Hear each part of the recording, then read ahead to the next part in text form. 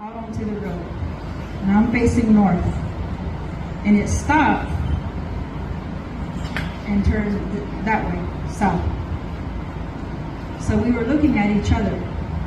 I didn't move because I was thinking when it's a bear, you don't move. You know, like a bear. Never had the experience with a skunk ape. So I'm like, don't move. So just like David is standing there looking at me, I was looking at him at a further distance. But it was tall and really like muscular. David's kind of slender. It was muscular. There you go. And it didn't have a hat either. And anyways, so we looked at each other. For me, it felt like eternity, but it could have been a couple seconds. Because you ever see in the movies where they slow everything down and it's like it's forever, and it was only a couple seconds?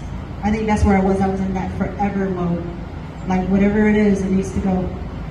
And then it turned and just walked off into the other side, the west side of Loop Road. And I remember the spot because there was this these big cabbage palm trees where sometimes people like to fish. So I went back to where my husband was, and because I could call out for his name, but he's using the chainsaw. He's not going to hear me, so I went back where he was. And then I, and waited till he finished cutting, because you never tap anybody on the shoulder when they're using a chainsaw, right? Yeah, so I waited for him to finish what he was doing.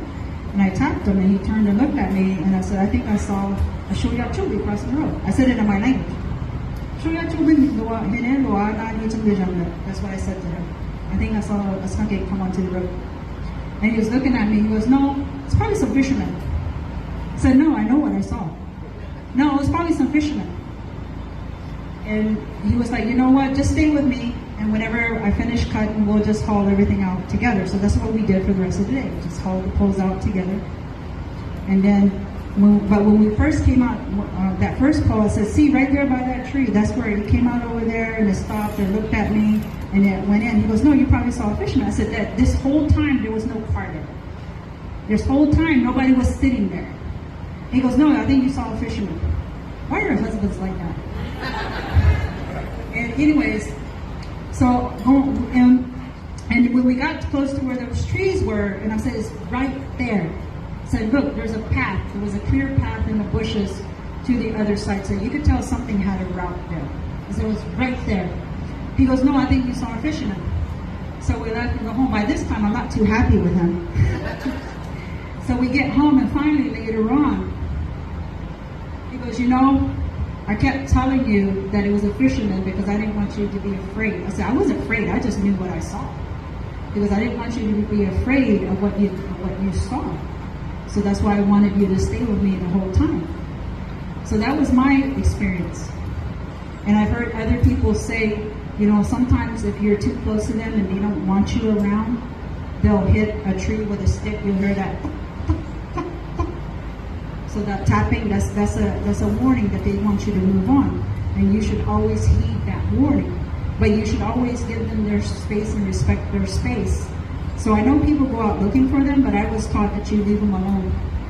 That they have the right to exist undisturbed. And I remember watching one of these Bigfoot shows where they wanted to capture and kill a Bigfoot. I'm like, what if it was the last one? They killed it.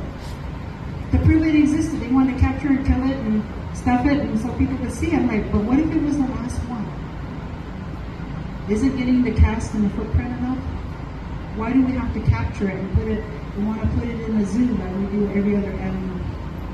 Doesn't it deserve the right to be happy and exist, to have clean water? Right? So when you think about clean water, think about the skunk ape and the Bigfoot. Thank you.